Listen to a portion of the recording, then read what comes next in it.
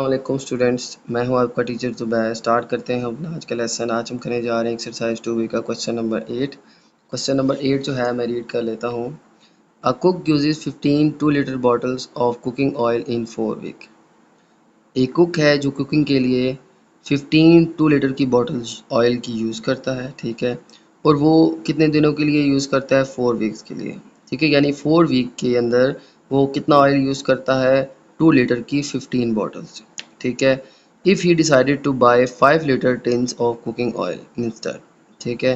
तो अब वो चाह रहा है कि मैं 2 लीटर की बॉटल्स के बजाय मैं 5 लीटर का टिन जो है वो यूज़ करूँ, ठीक है। How many tins of cooking oil will he use over a 10 week period if the rate at which he uses it remains unchanged. तो अब आपने ये बताना है कि वो 10 वीक के लिए कितने टिन्स ऑफ ऑयल यूज़ करेगा, ठीक है। और रेट जो है उसके यूजेज का सेम है, जिस हिसाब से वो पहले यूज़ करता था उसी हिसाब से वो। तो आपने ये बताना है कि वो 10 वीक के टाइम पीरियड के लिए 5 लीटर के कितने टिन्स को यूज़ करेगा, ठीक है। तो स्टार्ट करते हैं इस क्वेश्चन को। सबसे पहले मैं लिख लेता हूँ। ओके, तो सबसे पहले मैं फाइंड आउट कर लेता हूँ usage of oil in 4 week, कि भाई 4 वीक्स में कितना ऑयल हम यूज़ करते हैं। तो वो इसमें गिवन था कि जी हम 2 लीटर की 15 बॉटल्स यूज़ करते हैं, ठीक है। 2 लीटर की 15 बॉटल्स यूज़ करते हैं कुकिंग ऑयल्स की। तो 4 हफ्ते में कितना ऑयल यूज़ होता है? 2 लीटर की 15 बॉटल्स। तो टोटल जो आ जाएगा वो 30 लीटर्स आ जाएगा। अब आपने इसका रेट निकालना है, यानी कि ये 4 वीक्स का 30 लीटर यूज़ करता है, तो एक वीक के अंदर वो कितना ऑयल यूज़ करेगा, ठीक है। तो मैं लिख लूँगा usage of oil per week, ठीक है। तो वो हर वीक में कितना ऑयल यूज़ करेगा, ठीक है। तो मैं क्या करता हूँ, 30 को 4 से डिवाइड कर लेते हैं, ठीक है। तो इसको डिवाइड करके हमारे पास आ जाएगा 4 डिवाइड बाई 30, 4 7 28, ठीक है। तो 2 रिमाइंडर आ जाएगा, पॉइंट लगा के हम 0 ऐड करेंगे तो 4 5 20, ठीक है। तो यानी कि 7.5। तो अब हमें ये पता चला कि वो एक वीक में 7.5 लीटर ऑफ ऑयल जो है वो यूज़ करेगा, ठीक है। अब हमें इसका रेट पता चल गया कि वो कितना ऑयल एक वीक में यूज़ करता है, ठीक है। अब हमने बताना है कि 10 वीक का यूजेज क्या होगा। अब एक वीक का तो यूजेज पता चल गया, अब उसने ऑयल जो है इसी रेट के साथ 10 वीक के लिए यूज़ करना है, ठीक है। तो मैं लिख लूँगा usage of oil in 10 weeks, ठीक है। तो अब आपने ये बताना है कि ये जो ऑयल का यूजेज है वो 10 वीक में होगा कितना, ठीक है। अगर देखें एक वीक का है हमारे पास 7.5 लीटर, तो वो 10 वीक्स के लिए हो जाएगा हमारे पास 75 लीटर, ठीक है। तो अब जो है 10 वीक्स का जो ऑयल का यूजेज होगा वो होगा 75 लीटर, ठीक है। अब हमने बताना है कि अगर 75 लीटर ऑयल यूज़ होता है 10 वीक्स के अंदर, तो कितने 5 लीटर के टिन्स जो हैं हमें चाहिए होंगे, ठीक है। तो मैं लिख लूँगा नंबर ऑफ, ओके। अब हमने ये बताना है कि 5 लीटर के कितने टिन जो हैं हमें चाहिए होंगे कि इतना ऑयल जो है वो 10 वीक के लिए यूज़ हो जाए, ठीक है। तो मैं क्या करूँगा, 75 से 5 को डिवाइड कर लूँगा, ठीक है। तो ये कटिंग हो जाएगी, 5 1 ज़र 5, 5 1 ज़र 5 एंड 5 5 ज़र 25, तो आ जाएगा 15 टिन्स। ओके ओके, मैं रिपीट कर लेता हूँ इस आंसर को कि एक कुक जो था वो ऑयल यूज़ करता है 4 वीक्स के लिए कितना? 30 लीटर। ये कैसे पता चला? क्योंकि 15 बॉटल्स उसने यूज़ की थी 2 लीटर वाली, तो 15 2 ज़ा 30 लीटर, यानी कि 4 वीक्स में वो 30 लीटर का ऑयल यूज़ करता है, ठीक है। क्योंकि क्वेश्चन में बताया गया था कि 2 लीटर की 15 बॉटल्स, तो वो बनता है 30 लीटर। तो 4 वीक्स का 30 लीटर था। अब आपने इसका oil usage per week find कर लिया, ठीक है। क्योंकि हमने 10 वीक का बताना था, तो पर लीटर पता चलेगा तो उससे इजीली हम 10 वीक का हिसाब भी निकाल लेंगे, ठीक है। तो पर वीक का क्या आ गया था, 30 से 4 को डिवाइड किया 7.5 लीटर, यानी कि 4 वीक्स में अगर वो 30 लीटर ऑयल यूज़ करता है तो एक वीक में वो 7.5 लीटर ऑयल यूज़ करता है। इसी रेट के साथ आपने बताना था कि अब 10 वीक्स में कितना ऑयल यूज़ होगा। ठीक है, तो मैंने क्या किया, 7.5 को 10 से मल्टीप्लाई किया, पता चला कि वही कुक जो है अगर 10 वीक के लिए ऑयल यूज़ करेगा तो उसको 75 लीटर्स ऑयल चाहिए। ठीक है, तो उसमें बताना है कि कितने 5 लीटर के टिन्स आ जाएंगे। तो मैंने लिख लिया number of 5 litre tins of oil required for 10 weeks. अब 10 वीक्स में ऑयल तो इतना चाहिए था, अब हर टिन के अंदर 5 लीटर था, इसको मैंने 5 से डिवाइड कर लिया तो पता चला 15 टिन जो हैं हमें चाहिए 5 लीटर के, जिससे हमें 75 लीटर ऑयल मिलेगा जो कि हम 10 वीक के लिए यूज़ कर सकते हैं। ओके स्टूडेंट, स्टार्ट करते हैं हम क्वेश्चन नंबर 9। क्वेश्चन नंबर 9 जो है मैं रीड कर लेता हूँ। 224 hours are required to complete a project. एक प्रोजेक्ट है जिसको कंप्लीट करने के लिए हमें 224 हॉर्स जो हैं वो चाहिए। ठीक है, वो मैंने लिख लिया, number of hours to complete project 224 are. ठीक है, फिर लिखा है जी 4 men are employed for this project. तो इस प्रोजेक्ट के लिए जो है 4 एम्प्लॉयज़ जो हैं वो हायर किए जाते हैं। ठीक है, तो नंबर ऑफ एम्प्लॉयज़ कितने हैं जी, 4। ये 4 लोग जो हैं इस प्रोजेक्ट को 224 हॉर्स के अंदर कंप्लीट करेंगे।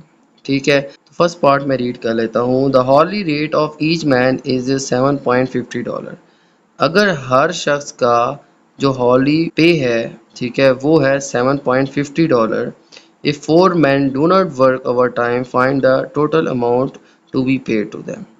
अगर 4 लोग इस पे काम करते हैं, हॉर्ली जो है उनका रेट है $7.50, तो इनको कितना पे किया जाएगा। ठीक है, और याद रहे ये कोई ओवर टाइम वगैरह इसमें नहीं ऐड करेंगे। ठीक है, ये जस्ट नॉर्मल जो है वर्किंग आवर्स के अंदर काम कर रहे हैं। ठीक है, यानी कि उनको पर आवर का $7.50 पे किया जाएगा। ठीक है, क्योंकि ओवर टाइम जो होता है उसका जो रेट होता है थोड़ा नॉर्मल पे से डिफरेंट होता है। ठीक है, तो अब हम इस पार्ट के अंदर यही रेट यूज़ करते हुए इनकी जो है जो टोटल जो सैलरी बनती है वो कैलकुलेट करेंगे। ठीक है, तो मैं लिख लेता हूँ। ओके, तो मैंने लिख लिया है कि number of horse each worker works, कि अगर 4 लोग 224 हॉर्स काम करते हैं तो एक शख्स कितने हॉर काम करेगा। ठीक है, तो एक शख्स का जो वर्किंग हॉर टाइम आ जाएगा वो आ जाएगा 224 से मैं 4 को डिवाइड कर लेता हूँ, तो इसकी हम कटिंग कर लेते हैं। 2 2 ज़ा 4, 2 1 ज़ा 2, 2 1 ज़ा 2, 2 2 ज़ा 4। ठीक है, फिर इसके बाद फिर से कटिंग कर लेते हैं। 2 1 ज़ा 2, 2 5 ज़ा 10, 2 6 ज़ा 12, तो आ जाएगा जी 56 हॉर्स। इसका मतलब ये है कि अगर 4 लोग 224 हॉर्स में ये प्रोजेक्ट कंप्लीट करते हैं तो हर एक शख्स ने कितने और काम किया, 56 और। ठीक है, तो अब मैं फाइंड कर लेता हूँ एक शख्स की जो सैलरी बनेगी वो क्या होगी। तो लिख लूँगा अमाउंट। ओके, तो मैंने लिख लिया है amount paid to one worker. तो एक शख्स जो है वो 56 हॉर काम करता है और इसका जो पर हॉर है वो उसको $7.50 पे किया जाता है। तो टोटल जो है इसको मल्टीप्लाई अगर हम करें तो वो आ जाएगा हमारे पास $420। यानी कि अगर एक शख्स 56 हॉर काम करेगा और उसको 56 हॉर का $7.50 पे किया जाएगा जो फर्स्ट पार्ट में हमें गिवन है, तो इस हिसाब से उसको $420 जो है वो पे किए। ठीक है, तो अब जो है मैं लिख लूँगा। ओके, तो अब मैंने लिख लिया अमाउंट पेड टू 4 वर्कर्स। अगर एक वर्कर को $420 56 हॉर्स काम करने के लिए दिए जाते हैं तो 4 वर्कर्स को कितने दिए जाएंगे, इसी को मैं 4 से मल्टीप्लाई कर लेता हूँ। ठीक है, तो आ जाएगा 4 0 ज़ा 0, 4 2 ज़ा 8 एंड 4 4 ज़ा 16, तो आ जाएगा हमारे पास $1680। ओके, इस पार्ट को मैं रिपीट कर लेता हूँ। ठीक है, हमारे पास एक प्रोजेक्ट को कंप्लीट करने के लिए 224 हॉर्स थे और वो प्रोजेक्ट कितने लोग कंप्लीट करेंगे, 4 एम्प्लॉयज़। ठीक है, 4 लोग इस प्रोजेक्ट को कंप्लीट करेंगे। ठीक है, सबसे पहले मैंने फाइंड किया कि एक वर्कर जो है वो कितने हॉर्स काम करेगा, तो टोटल जो टाइम था उसको 4 से डिवाइड कर दिया तो पता चला कि एक वर्कर 56 हॉर्स काम करेगा। ठीक है, ओके, तो पर आवर का जो रेट गिवन था वो था $7.50, ठीक है। तो अमाउंट पे टू वन वर्कर, तो सिर्फ एक वर्कर को कितनी अमाउंट दी जाएगी, उसके वर्किंग हॉर्स को उसके वर्किंग हॉर के रेट के साथ मल्टीप्लाई कर दिया, ठीक है। तो वो आ जाएगा हमारे पास $420, ठीक है। यूँ हमें पता चल गया कि एक वर्कर जो है वो 56 और काम करके $420 जो है वो अर्न करेगा, ठीक है। अब नेक्स्ट में मैंने लिख दिया है कि अमाउंट पेड टू 4 वर्कर्स, ठीक है, यही हमने फाइंड करना था। तो वो आ जाएगी हमारे पास 4 इंटू 420 इक्वल्स टू 1680, यानी कि 1680। यानी कि इस प्रोजेक्ट पे 224 हॉर्स काम करके 4 एम्प्लॉयज़ जो हैं वो $1680 जो है वो अर्न करेंगे, ठीक है। यानी इतनी अमाउंट हमें उनको पे करनी पड़ेगी, ठीक है। ओके, तो मैं अब इसका पार्ट 2 रीड कर लेता हूँ और फिर आपके सामने इसको सॉल्व करता हूँ। तो मैं रीड कर लेता हूँ। The normal working hours are from 9 AM to 6 PM। अब जो नॉर्मल वर्किंग हॉर्स थे वो थे 9 to 6, ठीक है, मॉर्निंग 9 to इवनिंग 6, ठीक है, विद 1 hour लंच ब्रेक। तो नॉर्मल वर्किंग टाइम जो है वो है हमारे पास 9 to 6, उसमें से 1 घंटा लंच ब्रेक निकाल दें, ठीक है। तो given that their overtime rate is 1.5 their hourly rate, ठीक है। और इसके बाद उसने इनका ओवर टाइम रेट भी बताया गया है कि अगर नॉर्मल रेट $7.5 है तो उसका ओवर टाइम जो है उसका 1.5 टाइम्स होगा, ठीक है। तो आगे उसने कहा कि find the total amount to be paid to the foreman if the project is to be completed in 4 days। तो आपने ये बताना है कि अगर यही काम 4 दिनों के अंदर कंप्लीट किया जाए, उसमें ये ओवर टाइम भी लगाएं, तो इनको कितना पे किया जाएगा। और ओवर टाइम का रेट बताया गया कि जी वो 7.5 से 1.5 टाइम्स ग्रेटर होगा, ठीक है। तो ये मैं सॉल्व करता हूँ तो आपको ये सारी चीज़ें क्लियर हो जाएंगी, ठीक है। वैसे क्वेश्चन से आपको मुश्किल हो जाएगा, मैं इसको सॉल्व करता हूँ तो आप इजीली इसको समझ जाएंगे, ठीक है। तो सबसे पहले मैं लिख लेता हूँ नॉर्मल। ओके, तो नॉर्मल जो वर्किंग हॉर्स थे जिनमें लंच ब्रेक को हम अगर निकाल दें, ठीक है, 9 to 6 बनते हैं 9 hours, ठीक है, उसमें से 1 घंटा लंच ब्रेक निकाल दें, तो वो निकाल के मैं हॉर्स लिख रहा हूँ, वो बनते हैं हमारे पास 8 हॉर्स। मैं रिपीट कर लेता हूँ, नॉर्मल वर्किंग हॉर्स जो थे वो थे 9 to 6, ठीक है, उसमें वो काम करते थे, वो बनते हैं 9 हॉर्स, ठीक है। अब 9 हॉर्स में लंच ब्रेक 1 घंटे की निकाल दें, जो कि हमें क्वेश्चन में गिवन है, वो थी 1 hour, तो वो निकाल के हमारे पास आगे 8 हॉर्स, ठीक है। यानी कि वो अगर नॉर्मल रूटीन में काम करेंगे तो वो 8 हॉर्स काम करेंगे। इसके बाद मैं लिखता हूँ कि अगर 4 लोग नॉर्मल रूटीन में काम करेंगे तो वो कितने हॉर्स काम करेंगे, ठीक है। तो normal working horse of 4 man in 4 day. Okay, अब मैं फाइंड कर लेता हूँ कि नॉर्मल वर्किंग हॉर्स में 4 लोग 4 दिन काम करें तो कितने घंटे काम हो सकता है, ठीक है। तो मैं लिख लेता हूँ 4 मैन वर्क्स फॉर 4 days और डेली 8 हॉर्स, ठीक है। ओके, तो मैंने लिख लिया है कि 4 × 4 × 8, इसका क्या मतलब है कि 4 लोग 4 दिन 8 घंटे काम करें। 4 8 ज़ार क्या हो जाएगा 32, यानी कि एक दिन में 4 बंदे अगर काम करें तो 32 घंटे काम करेंगे, और इसको फिर मैं 4 से मल्टीप्लाई करूँगा तो वो आ जाएगा हमारे पास 128 आवर्स। तो अब मैं फाइंड कर लेता हूँ कि टोटल प्रोजेक्ट जो टाइम था, अब वो देखिए हमारे पास था 224 आवर्स। अब इसमें से इन्होंने नॉर्मल रूटीन में 128 हॉर्स काम किया, ठीक है। अब इनको ओवर टाइम कितना चाहिए, ठीक है। अब मैं फाइंड कर लेता हूँ कि ओवर टाइम उनको कितना लगाना पड़ेगा। तो ओवर टाइम्स की कितने हॉर्स आ जाएंगे, टोटल थे हमारे पास 224 हॉर्स। अगर वो नॉर्मल रूटीन में काम करें रोज़ 8 घंटे तो वो तो 28 हॉर्स काम कर सकते हैं। तो बाकी कितने और हॉर्स चाहिए कि हम वो 4 दिनों में कंप्लीट कर लें। तो इसको मैं माइनस करूँगा तो हमारे पास आ जाएगा 96 हॉर्स। ओके, तो अब जो है हमें 96 हॉर्स जो है मज़ीद चाहिए। अगर ये लोग मज़ीद 96 हॉर्स काम करेंगे तो 4 दिनों में प्रोजेक्ट कंप्लीट। ओके, तो 128 हॉर्स वो नॉर्मल रूटीन में काम करेंगे जो डेली के 8 घंटे होते हैं, और उसके बाद 96 हॉर्स उन्हें ओवर टाइम लगाना पड़ेगा इन चारों को, ठीक है। ओके, तो अब मैं कैलकुलेट कर लूँगा कि नॉर्मल हॉर्स में उनको कितना पे किया जाएगा और ओवर टाइम का उनको कितना पे किया जाएगा। ठीक है, तो मैं लिख लूँगा amount paid in normal horse. Okay, तो नॉर्मल हॉर्स का रेट था $7.50 और टोटल जो थे वो 128 हॉर्स थे। ठीक है, 128 तो 7.50 को 128 हॉर्स से मल्टीप्लाई करेंगे तो वो आ जाएगा हमारे पास $960। ठीक है, तो नॉर्मल वर्किंग हॉर्स जो थे वो थे 128 हॉर्स, उसको मैं सिंपल 7.50 जो हमारा रेट था उससे मल्टीप्लाई करूँगा तो नॉर्मल रूटीन की अर्निंग जो है वो उनकी आएगी $960।